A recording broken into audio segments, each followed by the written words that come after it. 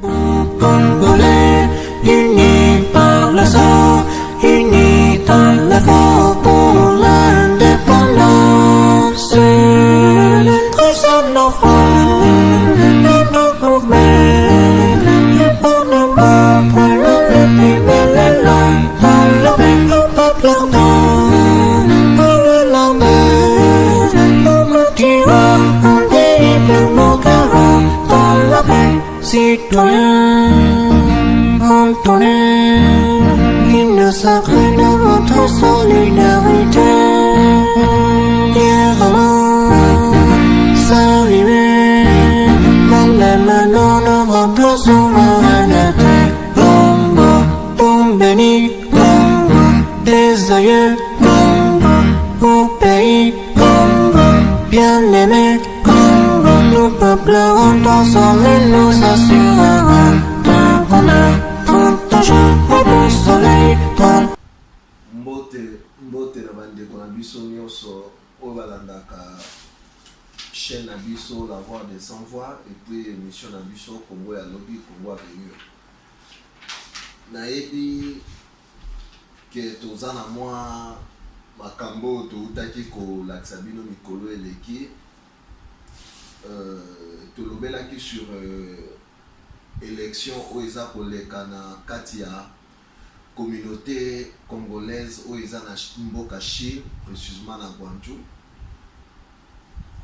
Wana ezalaki mwa baélément tozwaki, mais sikoyo tomekaki mpe koluka kocontacte mpe kokutana na bandeko mosusu mpe baza na kati ya staff to mpe na kati ya organisation ya élection oyo ezosalama na 2019 oyo dans quelques jours. Parmi bango tokutana na ndeko na biso aza pe entrepreneur congolais na kombo ya monsieur Isidore oyo paza na baactivité na ye en dehors ya makambo ya communauté aza pe na makambo asalaka tolandaki ye na bureau na ye mpona komeka kosolola mpe koyeba likambo yango parce que tolobaki bomba mabe omoni ndoki belela wana ezali slogan na biso ya mikolo donc yango tomekaki kokoma sur place mpona komeka kosolola kotala likambo eza wapi po te eza wapi tofine eza bisika nini mpona koluka kosoigne image wana bongo topesi mbote na ndeko na biso papa Isidore boni mosala boni baactivité libota makambo nyonso mpe eza bien. Nalingi kotia mwa nini mosala na yo vraiment na mboka Guangzhou eza nini? Na mboka Guangzhou naza na compagnie na Easy Print oyo esalaka baimpression tout support tosalaka basous-vêtements tosalaka bachemise tosalaka biloko mebele tout ce qui est impression tosala yango. C'est une partie ya misala na ngai. Hormis ça naza mpe secrétaire général adjoint ya communauté congolaise ya Chine. Ah bon. Donc na impression wana bosalaka vraiment babiloko neti nini na impression wana okopesa biso ata mwa d'exemple eloko déjà bino boréalisé sur impression. Tel que sa chemise. Ah bon. Ça a été conçu par nous. C'est le vêtement Olo. Voilà. C'est nous. Ah d'accord. C'est la RDC. Voilà. Même ici, on verra que c'est bon. Il y a d'autres, il y en a un showroom de Musso. Donc, bozo soit pe ba marché ya mboka lokwa yoza mwana mboka ozosala ngo na kati ya Chine. Est-ce que boza vraiment na monopole ya marché en Chine? C'est monopole les ananoté, oui on veut faire beaucoup plus de publicité. Nous avons un monopole voilà. Ceux qui s'intéressent à Musso, je pense que ça va vraiment nous aider.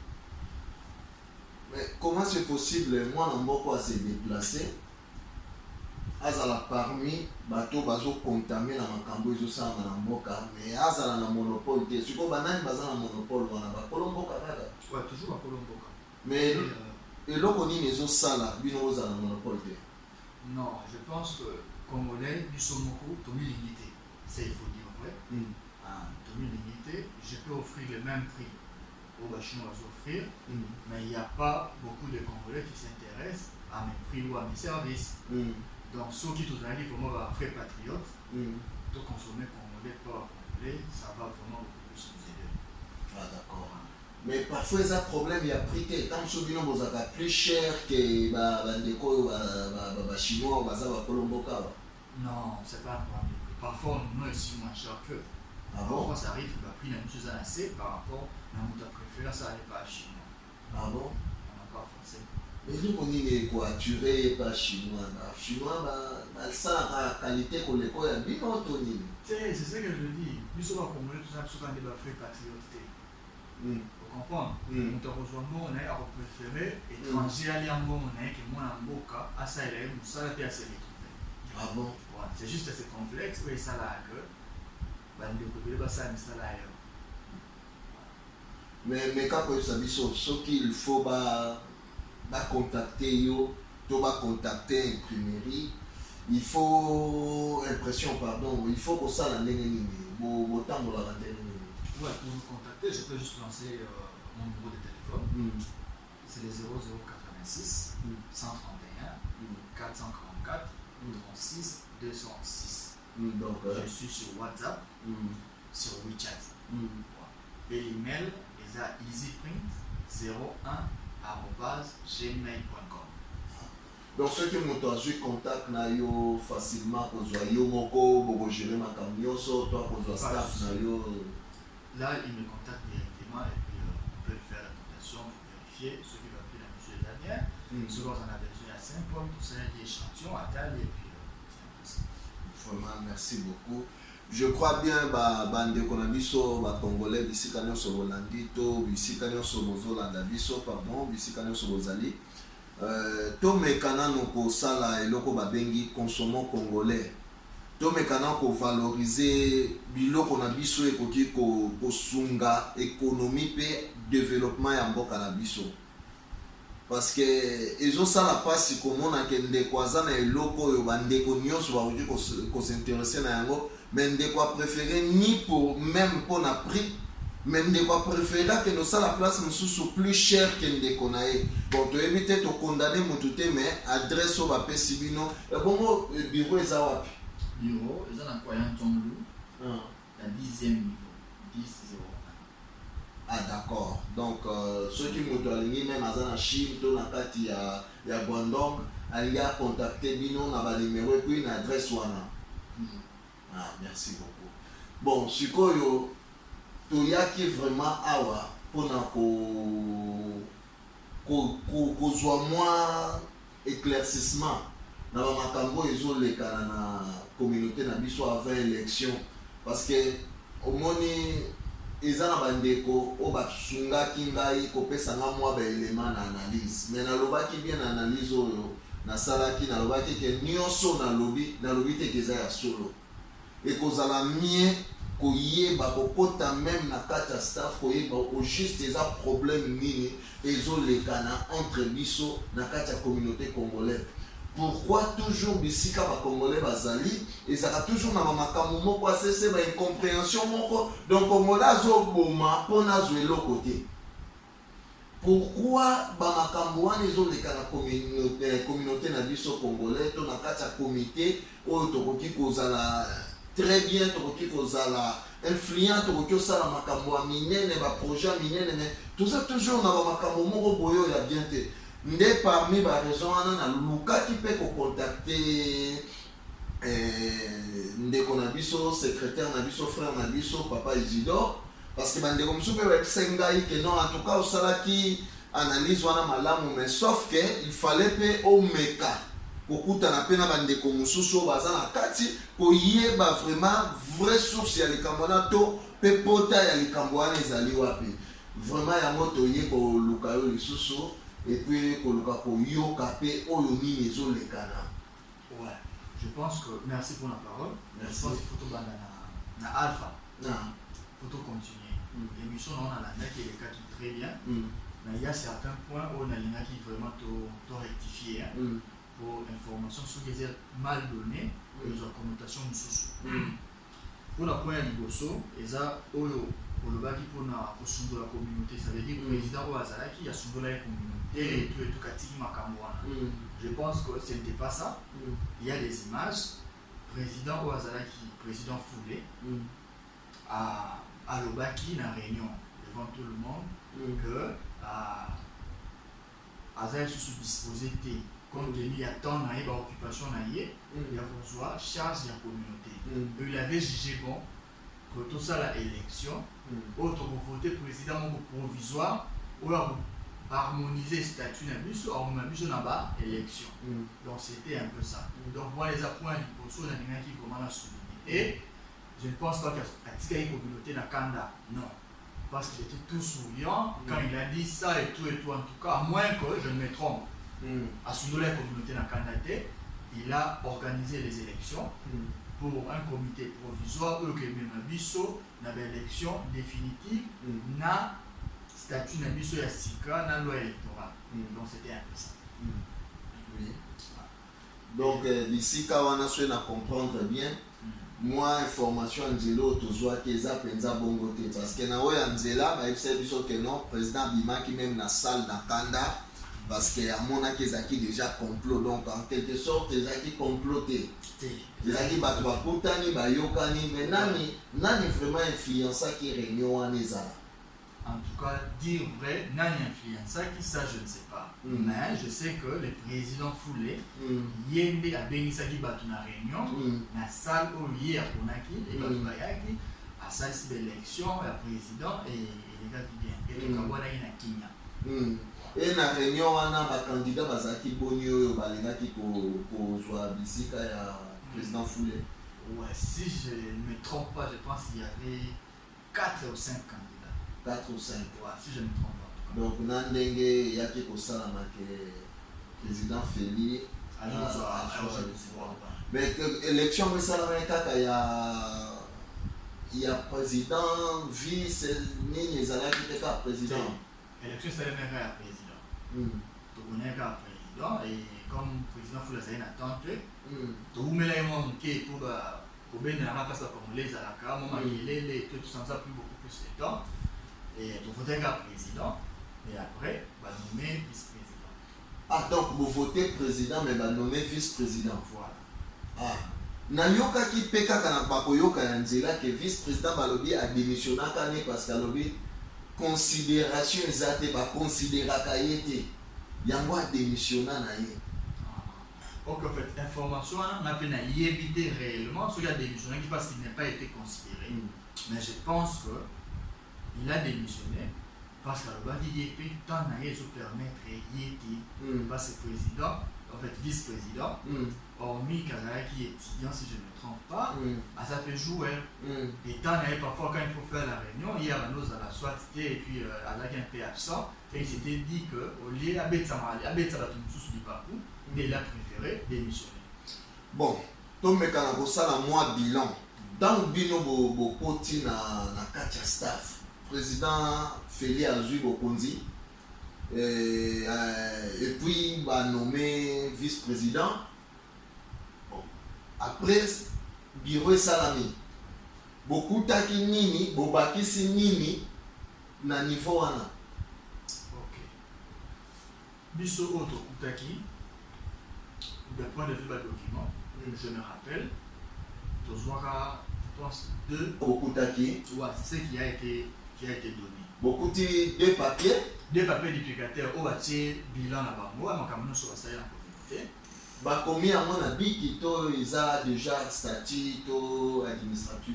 C'est un combat qui s'était bien saisi parce que c'est qui est, je pense que plus tard on a publié par rapport au voilà. Donc et à part il y a beaucoup de statut, beaucoup de locomotive. Statut, il y a un beau côté, tous les gens qui ont les réseaux sociaux. Je pense secrétaire général à l'époque, il y a des réseaux sociaux pour qu'on ait une idée de statut où ils ont. Et c'était sur base de ces statuts, mais tout ça, il y a des statuts sous ça. Voilà. Mais raison il est sali que le président Foulé a comme à contester na communauté et puis président Félix raison nini ezalaki wana oyo esalaki ke président Fula a déposé est-ce que ça parce que alembaki raison nini oyo ebandaki kolobama mwana cc wana? Non, en fait, à ce que je sache, c'était d'abord problème à l'émotion qui a remis parce qu'il avait fait 10 ans. Ok? Et deux, parce qu'il a besoin, il a changer l'équipe pour on peut s'assurer beaucoup. On va génir en fait. L'équipe pour souffler qui demande l'émotion. C'était juste ça. Et compte tenu à temps, il a préféré qu'il tika. Ah bon. Ok. Donc ça n'a pas parce que conflit moko ezalaki wana contre. Moi, je n'ai pas vu le conflit. Et il y a mon baki que après le tika jamais pouvoir n'a pas la balle. Mais aïe, tout ça l'élection, tout qu'on a au bout de l'idée, tout le Cambou et qui est tant naïe que tout la même était, il y a Rolandé dans le Cambou, c'est le Congolais et tout. Et il était tout souriant quand il disait ça. Et binotan bozui espace wana bosali nini bobakisi nini na communauté? Ok. Na moi tant oyo aujourd'hui bilan na biso je peux en quelques lignes oui c'est nous de parvenir quand même donc au moins biloko ebele de 1 tozwa coupe ya fuli oyo ezalaki mpona baconsulat nyonso ya mbwanzo biso toza na consulat awa na mbwanzo te mais quand même bainvitaki biso na wana toganiaki coupe wana les deux la saison à Nibale, je pense que c'est le deuxième. Voilà. Hormis ça, on s'est battu pour battre un lieu dans Bisso et vous me l'avez soutenu maintenant pour vous là. 3. On a envoyé plusieurs mémos à Kinshasa pour le Macambo. On est allé constater Bisso consulat à Awa. On est allé même plus loin pour soit pris à Banda. Ça va continuer à Bisso. Mais vous êtes sans ignorer, la Macambo, quand même, ils allaient mon bout. Mais je pense que la continuité, on pourra avoir des échos favorables par rapport à ça. Et pour la communauté, mon organisation à Bisso, de recenser quelques Congolais, recenser. Donc c'est un peu ça. Pour la Bisso, on a un problème, il y a Mikanda, on a une migration et tout. Donc c'est un peu ça. Mais nazongi kaka na début wana olobi bozwa ki coupe ya ba consul bino oza na consulte comment c'est possible de se retrouver dans milieu wana ya ba consul bozwi pe coupe? Ouais, je pense que c'est parce que le président Félix avait réfléchi très bien, c'est-à-dire pour soutenir un de nos joueurs Bokila dans le stade. On a fait beaucoup plus de bruit dans le drapeau dans le Bisso ya Congo. Et sinon, là, ça va naître, ça avait quand même intéressé pour y aller. Et c'était ce qui avait fait que le manager n'a pas bon, a trouvé M. Félix, le président, à Solanaye, a proposé Bisso. Il y aura toujours une équipe pour soutenir l'équipe dans le match. Et tant qu'on va organiser il y a le consulat, on préfère que Bisso peut tout ça. Malgré que tu as un consulat à arrêter. Ah bon? Voilà. Donc, je vais te comprendre bien. Donc, en quelque sorte, Luka qui bobine ça monte quand même. Et Bisso peut tous aller. Bisso peut tout exister. Voilà. Et quand vous avez l'occasion que joueur na Bisso azobet dans l'équipe, il y a Guanzou, il y a Fouli. Bah, il y a qui n'est ni va somba qui. Bah, défaquillé. Ah bah défaquillé pour un temps. Ah ça toujours. Déjà. Donc vous soutenez après sur l'équipe à Fouli. L'équipe à Fouli, bah ben non Bisso. Ah bon, donc on commence par supporter et à Fouli. Ils arrivent de fois, bah ben non Bisso sur dans le match, tout y a quoi assister Bango et tout. Ah bon? Donc à quel est le Fouli est commandé cette équipe à Congo? Grave. Ah bon? Waouh.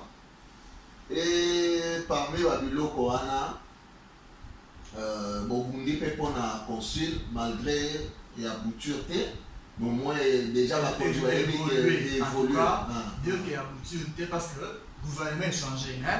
Bah, Makambo to sali déjà, bah mémorandum to paye si Makambo belé, mais aussi en tout cas évoluer Makas. On a fait beaucoup plus de bruit, n'a comment, n'a pas réseaux sociaux, tout ça devant mon maquillé. Mais moi qui songi moké, na yo qui te na temps ya gouvernance na bino, bozaki na moi facilité même ya kokiti sa ambassadeur ya ko kosolola na bacongolais ya Guangzhou et ambassadeur akoma ndeti deuxième ambassade nekomaki bana Guangzhou. Oui. Likambo ya Guangzhou anto opengi ye 0 heure akoyamba telefone aluki mpe solution na niveau na ye. Oui, pour un départ, ezalaki na badébut na ye ezalaki vraiment ça. Ambassadeur ayakati awa asala kutu capture awa wana Guangzhou. Ce qui n'a jamais capture ya passeport. Après on reçoit capture à passeport. Voilà. Même machine ti na Guangzhou. Machine ti awa na Guangzhou. Mariage moko pe ya ndeko na biso moko civil na ye ambassadeur ayaki ti awa mpona kosala yango.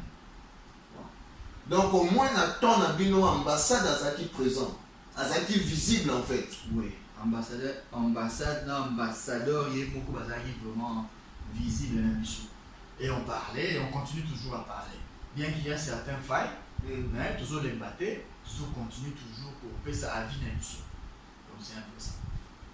Donc ce qui n'a comprendre bien quand même bilan au bino bozanango ti bokoma na élection yoyo tozozela ya mikolo yo oyo nga personnellement naza penza porter élection wana parce que na kotala communauté congolais eza Chine mobimba mais tant au Guangzhou ezozwa monopole ya makambo nyonso nazoye bate bandeko baza kote mosusu parce que toza na besoin de sanga, toza na besoin de boke pour na toke liboso. Pourquoi il faut kaka Guangzhou makambo nyonso aza na monopole quelque part eza mwa mobulu nalobaki yango na émission nasalaki analyse à liboso mais yebisanga nano élection oyo toza koorganize banani basimbi élection yango et puis eza ya Chine mobimba et puis élection yango esalami kaka sikoyo mpona nini.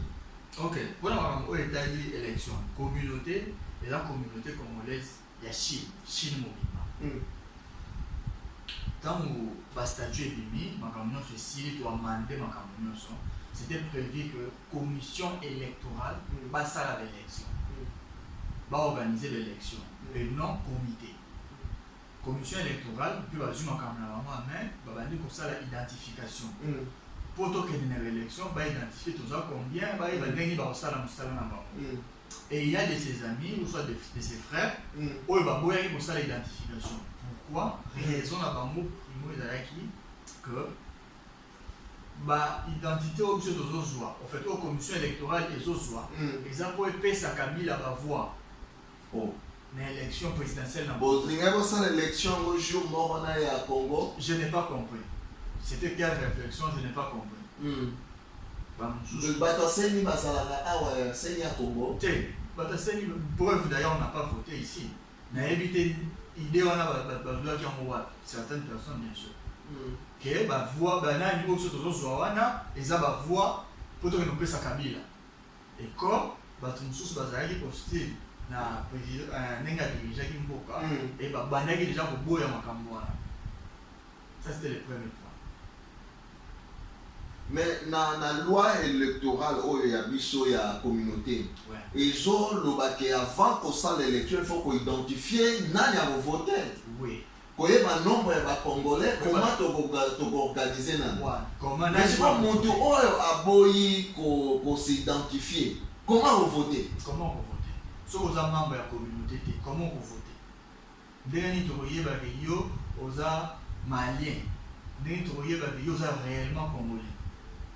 C'était un problème. Mais ça arrive que dans la réunion, parce que moi, j'ai assisté à la réunion, moi, ça fait que j'ai une réunion. Mais dans la réunion, où est le caca? Les Maliens, les Congolais, tous les Congolais, les Bayaka. En fait, les Congolais, Bayaka, et il y a de nos frères, pour qu'ils aient un passeport angolais, mais ils ont un Congolais. Donc ils ont le droit de voter. Ils ont le droit d'assister. D'assister. Comment il y a un statut. Ils ont le droit d'assister à la réunion. Voilà. Mais Bango, ils ont le droit de s'identifier. Ils ont le droit de s'identifier comme membre de la communauté. C'était ça l'idée de la statut de Komaki. Ah bon. Mais si Koyo, ici quand il m'a bourré côté de la statue, Non, pour la statut, mon boulot vraiment est quotidien. Tant que commission électorale, la ici va faillir pour l'élection, et 8 ans. Président Félix, plusieurs fois, à l'équipassage, pour envoyer des sabango, pour un problème, il y avait élection. Passage va faire ça qui feedback. Mais tant que comment il le président Félix disait qu'il craignait que Bazar s'éterniser dans le pouvoir. C'est pourquoi il avait décidé, et pour ça il s'avait élection le 30 juin. Ok? A décidé à sa élection le 30 juin. Quand il a lancé l'information, il va formuler Moussoussou. Nantela, il s'est dit que ce n'était pas bon tout ça élection car le 30 juin, que la journée a fait, il faut changer de date. Et le président Félix avait jugé, bon, il a changé de date, a bien exercé sous comité des sages. Ensemble, tout y est pour l'élection. Et comme Bissot, tout ça, comité, autozobima, tout qui organiser l'élection. Commission électorale, pour ça, pour organiser l'élection, on avait proposé que Bassage va aider tout ça là, l'élection. Et Bassage va être d'accord, c'est ainsi qu'on a programmé la date du 14 pour les élections. Donc, président Félix, est-ce que le mandat a le droit d'organiser l'élection? Toi, Azan a droit de toi à ça, parce que il m'a commis que c'est gêné, qu'il n'a pas dit dans le mandat. Présidence Oyo, président Félix Azouaki, est-ce que Zaki a combien d'années? Et puis, dans le statut, présidence, il y a communauté, après combien d'années? Ouais, dans le statut, présidence de la communauté, il y a 2 ans renouvelables. Ok? Président Félix, il y a qui est en fait, on va voter qui c'était pour restructurer la communauté, pour même battre dans l'élection. Ok? À restructurer la communauté, à salir statut, à ici, à créer une commission électorale. La commission électorale va voter président en assemblée générale. Et l'assemblée générale va lobby commission électorale, mais il fait ça là, l'élection. Les commissions électorales vont être incapables de faire l'élection. Mais il n'y a pas raison de s'identifier. Certaines personnes ont refusé de s'identifier. Et le président de la commission électorale a montré qu'il y a mais commission électorale. Et tant que Chine Mobimba pour l'identification, va s'organiser qui n'est pas il faut retrouver sûrement il faut retrouver mais je pense déjà avant commission électorale, ça l'identification, Bissot peut déjà identifier Batoussous. Tant commission électorale est liée, tu suis donner autour de ça qui n'a pas fiche, autour de ça qui n'a pas copie, tu peux servir des données. Voilà. Et dans ces fiches-là, tu as des commissions, tu as Arbina, tu as Pékin, ah bon? Voilà. Donc, vous identifiez déjà combien de personnes? Ouais. Déjà, ceux qui ont idée. Sur les fiches, j'ai 200, à peu près 200 fiches auto-identifiées. Ça veut dire que mon doyer a tiré comme mon aïe, ma harmonie non sont vraies. Mais en titre, il y a battu, il va vendre par exemple dans Guangzhou. Nazan va combattre 850 personnes. On va s'identifier. On va s'identifier. Va combo X mais on va s'identifier. Va faire si combo, photo passeport, va s'adhérer. Nous avons au moins 200 personnes. Sur 800. Mais tant que vous suivez gouvernement, topé comité pour diriger en mode. Moi, nungu moko ebimi ke bino na kati ya comité bolongoli social. Bokoki kosunga lisusu batu te, moto soki azwi likama, bokotala ye kaka bongo te kokufa. Mais quand on expliquer biso bisika wana parce que balobi yango eza parmi ba raison esali ke bandeko mosusu pe bakende osala comité mosusu oyo balobi congolais Congo social. En fait, Congolais, et les hommes biso, ils ont tout lié au temps maté.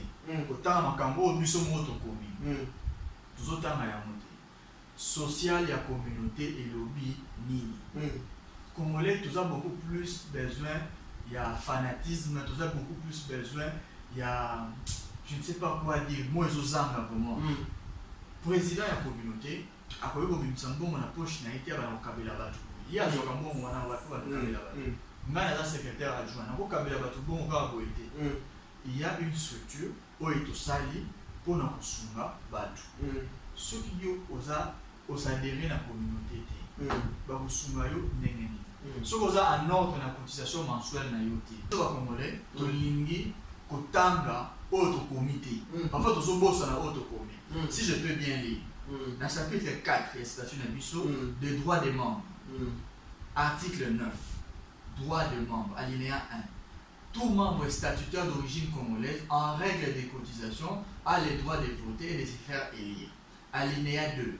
Tout membre en règle des cotisations a droit à une assistance morale, matérielle ou financière en cas de naissance, décès, maladie, mariage d'un membre de sa famille directe vivant à l'intérieur ou à l'extérieur de la Chine. Sont considérés membres de la famille directe. Époux, épouse, les enfants, père et mère. Voilà autre commis na statut na biso. Oh, biso yo soto amande, biso yo soto ndimi. Na cadre social. Pour na métallique social. Donc on revient même qu'au sungaye, ceux qui azobalisa, to azobala. Voilà. Mais ceux qui déjà besoin sunga moto azobalisa, to azobala. C'est pas pourquoi vous avez pu mélanger que ceux qui ont vu comme exemple la bonne ici mais quand na mboko yo, toi as moi mikolo ya bovanda sans séjour bosunga été. Non, c'est ce que je dis, nous autres dans ma communauté, bah lobby bien. Une assistance morale, matérielle ou financière. Mon frère. Donc ils ont 3 assistances. Ça peut arriver que basungi yo na morale dans son matériel. Tu vas assister au cadre. Si vous avez un problème, vous avez un passeport. Vous avez un asile, vous avez une immigration. Vous avez une ambassade. Vous avez un dossier d'ambassade pour tenir les un ticket à l'aéroport. Vous avez soumis. Ce qui peut être sur bon, vous avez soumis. Donc c'est ça, au fait, vous dois comprendre moi et l'autre. Je pense que par exemple, que nous avons un passeport, nous avons un X, soit nous avons un président, nous avons un président. Mais ceux qui ont un passeport, par exemple, nous avons un président, après ça, on a un billet. Papa, le président, on a un bon, on a un ça. Ceux qui ont un bon, président. Mais ceux qui ont un cité, est-ce que c'est un problème?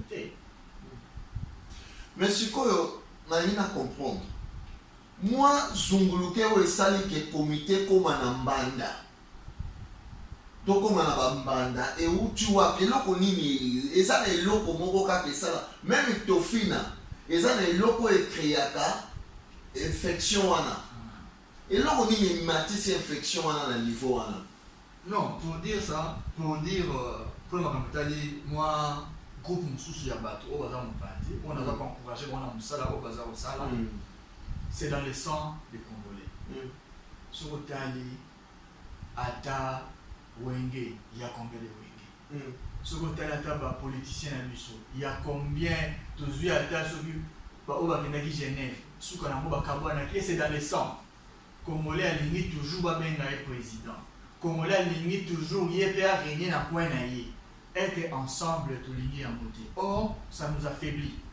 Si on était tous unis, tous ensemble, d'aucune délibération. Ceux qui ont la manière de Songolo, ils ont organisé, par exemple, le département, ceux qui ont sport. Ils ont écrit dans le sportif. Ils ont une idée. Ceux qui comité ont en place, et bon, idée de ah, ok, c'est bon, le salaire est mais cela n'empêche, il y a toujours une réunion, cela n'empêche, aux a toujours membre du comité. Mais, au lobby et l'okomoko capital, on a répété avant, ndeko c'est ça qui a eu singa na Congo tozan ba problème ebele parce que tout fait là 3 présidents ba sokola bisoté yango siko botutu wana nde langara biso. Mais est-ce que moyen ça tout ça la excellence, tout ça la différence biso comité congolais tozan na Chine que ba makambo eza nango Congo congolais zakane mais awa quand même to luki tozala quand même na organisation moko to association moko ekoki ozala makasi pe de na excellence oto koki comme parce que tokoki kobosana te ke toza na Chine na mboka ya baferi. Donc en quelque sorte 100% ya bacongolais baza awa, 82% eza bahomme d'affaires, baentrepreneur. Mais comment tokoki ozala na babassesse moko, baesprit moko ya terre à terre, bamakambo moko boye nazo ba est-ce que moyen eza te tosala l'excellence na mambo tozosala? Oui, c'est ça mon combat de tous les jours. C'est ça le combat de notre comité de tous les jours, c'est-à-dire faire de l'excellence. Là où les autres ont échoué, nous sommes même un peu plus haut là-bas. C'est ça notre combat.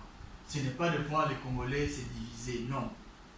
C'est réunir nos forces pour défendre but Nabiso. Toza awa na Ngwanzo. Toza combien de Congolais, combien de commerçants bayaka, combien d'étudiants bayaka awa. Mais toza la consulat. Ça ne dérange pas les autres, ça ne dérange pas les Congolais. N'est-ce pas que ça touche? Et ceux qui toza divisé, ba force Nabiso, yo koye ba ministre de la culture, na koye ba président X, ou koye ba bo, ceux qui toza nisi na ina, ceux qui toza sali makelele. On va faire ça. Les locaux Congo à ta école toza na mo awa na Ngwanzo te. Ba na biso. Toza obligé de ba na poto, toza sa ba na Congo parce que toza ta école awa te. Mais to bonaki awa pona ko vana. Mais ceux qui famille eza place mususu. Déjà moi ko ben na ngwe ko ça. Mais ceux qui toza ensemble, toza défendre l'intérêt na biso comme il se doit. Mais bino moko bureau staff au travailler na président Félix.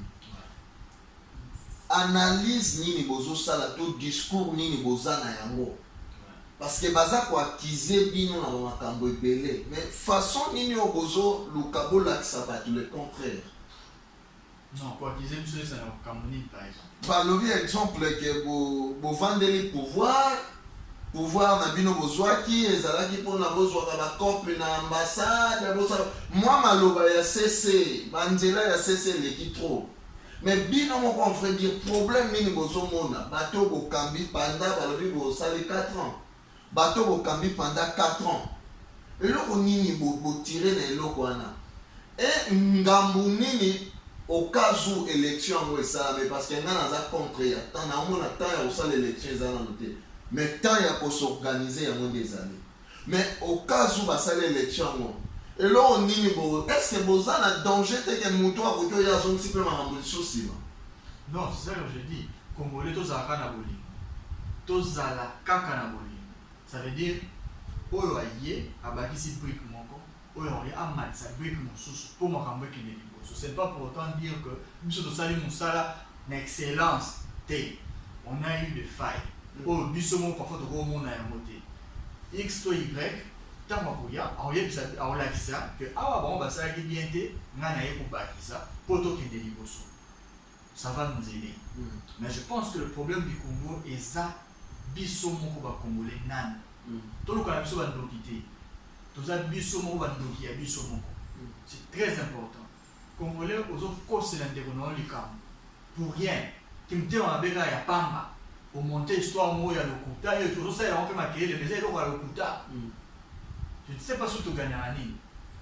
Celui qu'il faut appeler ça du prix Nobel et qui en abbé, je ne sais pas. C'est ça le grand problème avec le Congo. Et moi je n'ai pas d'itinéraire au comprendre pourquoi même président Kabila a ça qui 18 ans au pouvoir. J'ai compris. Tout ça la division eux ça va affaiblir Miso Moko. Tout ça est plus important on doit défendre mais toujours me marrer à ma futilité. Je suis fitil, on dit que c'est toujours là. Oh, X a fait ça qui m'a monté. Oh, on a fait ça qui m'a monté. Papa, est-ce qu'il y a des plus importants? Tout ça va être déconnecté sur la prison. Mais selon yo, est-ce que l'élection de l'Ingato Sala il y a les 14 oyo? Il y a même des gens qui sont sur Bolingoana, il y a même des gens qui sont sur Bato. D'autres gens ça parce que elongi ya bureau ya président Félix comme on peut ça batukanda.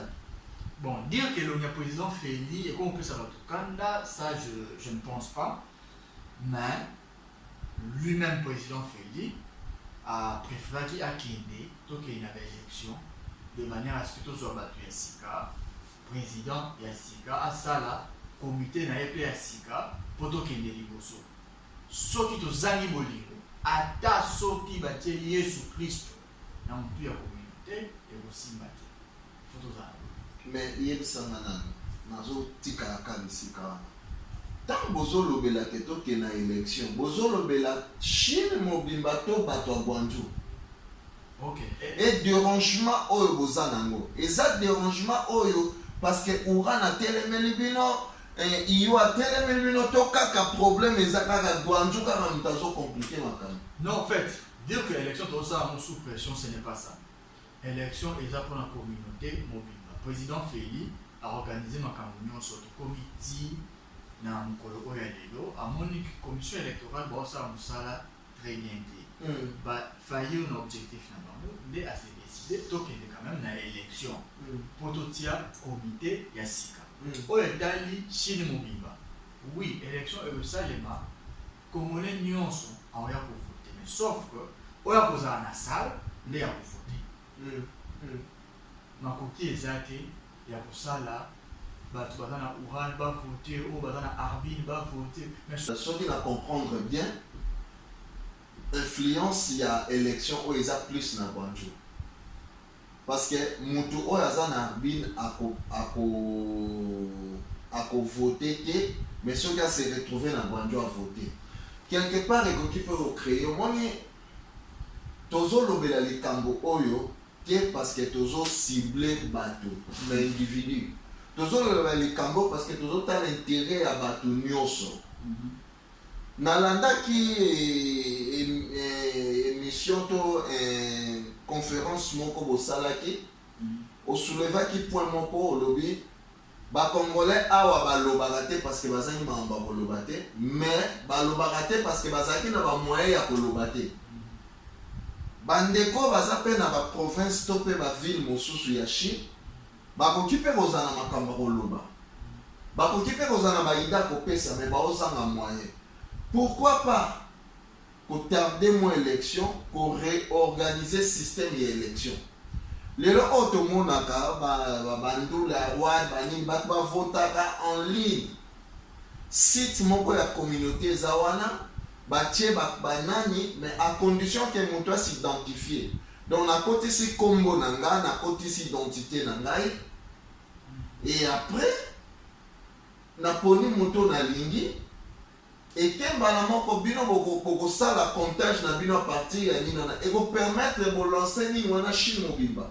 ekopermettre moto aza na kati ya Chine a voter ke kozwa yango na ndenge mo tokoti na sala tozwi bapapie tokomi tokoki riske combat oyo tozobundela mpona intérêt ya Gwanju esili mais peut-être akomi kocomplike biso ok vision na biso eza ya Gwanju te vision na biso eza ya Chine mobimba donc pourquoi pas kosala na système wana. Non, c'est possible et je pense même que c'était prévu na statut Chine divisé dans la circonscription. Ouais. Et chaque circonscription, c'était prévu, Bambo va voter, chaque circonscription va voter, va dinda, va donner. Voilà. Mais c'est fait que nous avons expliqué que la commission électorale, il fallait pas ça à l'envoi, pas que pour ça à l'envoi.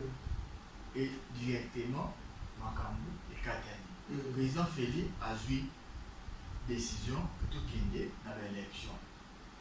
Dans la réunion, tout ça qui n'a pas sage. Donc, on a une question. Je peux pour n'a pas tout sous.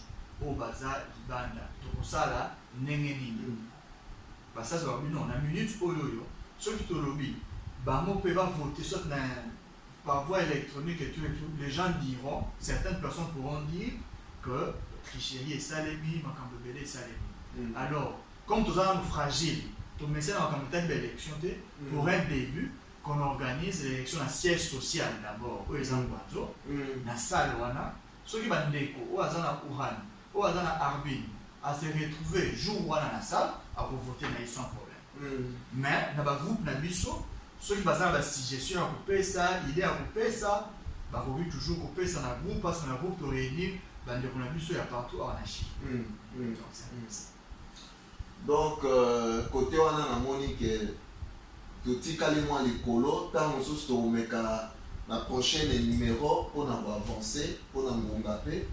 Ko meka sus ko raisonner bongo bandeko pe ba otala émission na biso en ligne ba meka pe ko tinda ba idée na bango baza nango parfois solution ko bi ko zwama parce que entre biso toza pe na baétudiant batangi bayebi informatique bayebi maintenance bayebi réseau très bien donc bakoki koyede biso comment évoluer élection wana ezala na cadre moko ekobetama baku te parce que mandat oyo bozopesa motu ya 2 ans ekozala soki erreur ezali donc faut totika baerreur oyo tomonaki avant mpona to avancer donc mpona ngai nazo insister namona ke tant mosusu toza na ta ya koorganiser système na biso toorganiser communauté comment marcher mais toza no na ta ya kosala élection wana te mpona ngai mais lokola nakoki koimpose nini te il faut kozala tolérant il faut démocratie donc baida bandeko mosusu mpe soki baza majoritaire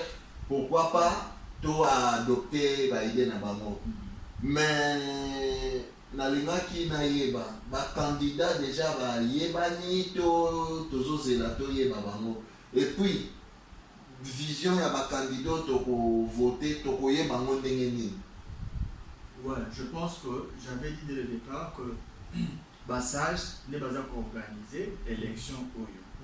Et on a communiqué au Bassage, c'est que les 7 juillet, des dépôts de candidature est banni. Du 7 au 10. Donc, dans la minute où on a fait éviter, il y a un candidat, il y a un candidat. Dans 3 jours. 3 jours. Dans 3 jours, ils ont déposé la candidature dans Bango.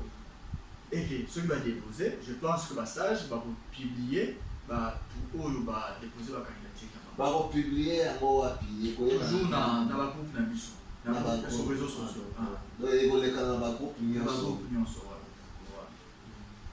Et après le 14, il va publier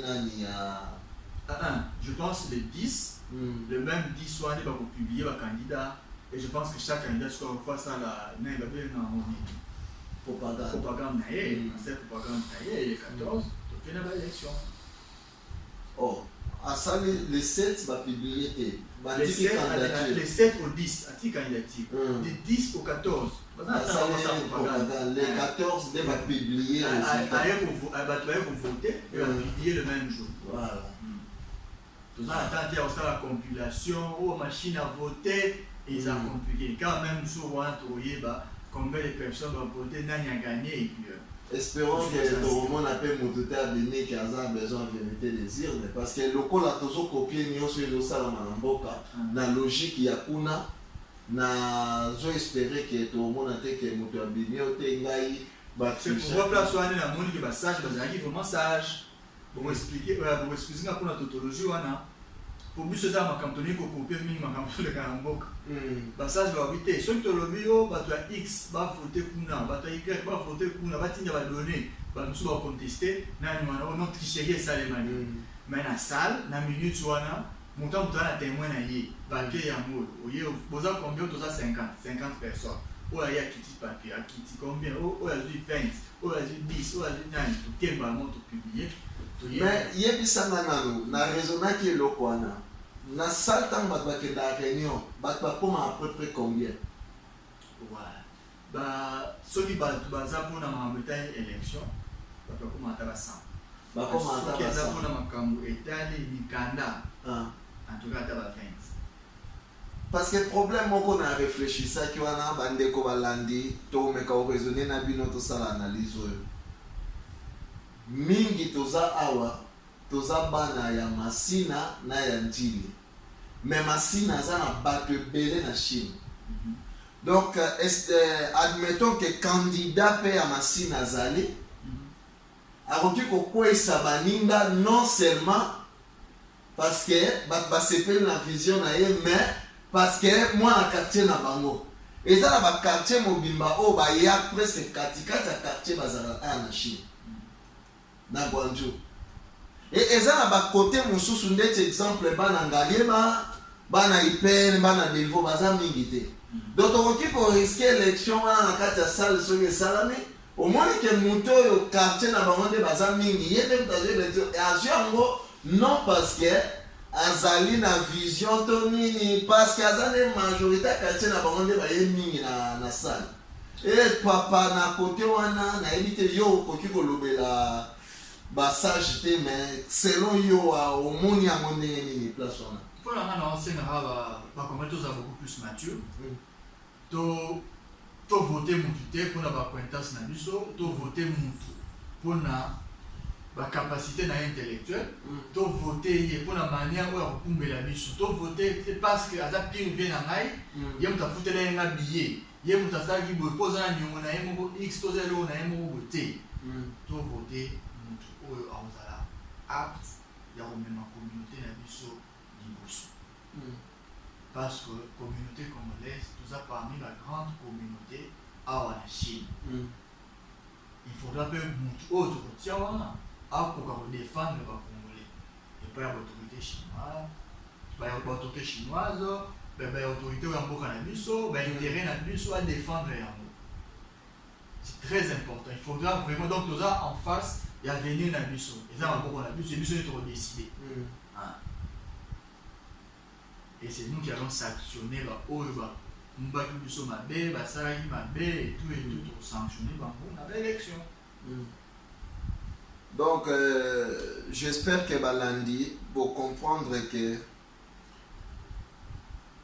élection Oyo, ce qu'il faut là, biso nde bateau toza ko réclamer, biso bateau nde toza ko mona mabe, to ko sanctionner pe to ko eba nani oyo akoki ko manager communauté na biso na compétence ya malamu.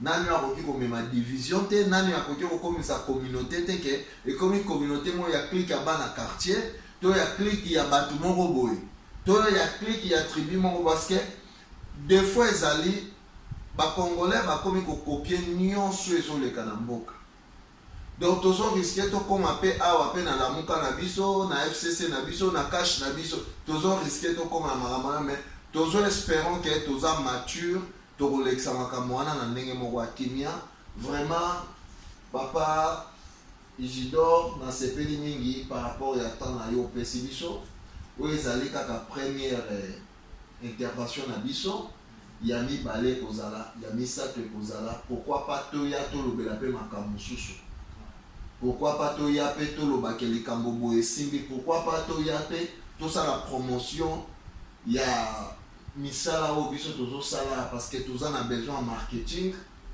bandeko bozota l'émission bo partager non parce que biso tozwa ba vie mais parce que message na biso etambola bandeko na biso nyonso o bakoki ko bakise loko soki pe tolobi mabe na o tolobi bolimbisi soki pe tolobi malamu bo encourager biso eza lisumu te o nyonso alingi participer na émission na biso o nyonso pe alingi s'intéresser na mambo papa Isidore azosala na Chine ko hésiter te contacter biso soki numéro ya pesa ki oyokaki bien te numéro na biso eza toujours wana benga biso tokopesa yo adresse pe tokoyede yo o atteindre ye pona lelo tosuki wana pambote na bandeko nyonso bolandi biso ezaki ndeko na bino roi Salomo Israël nde tolobaka Congolais, unis par le sang, unis dans l'effort pour l'indépendance. Nous sommes nos frères et nos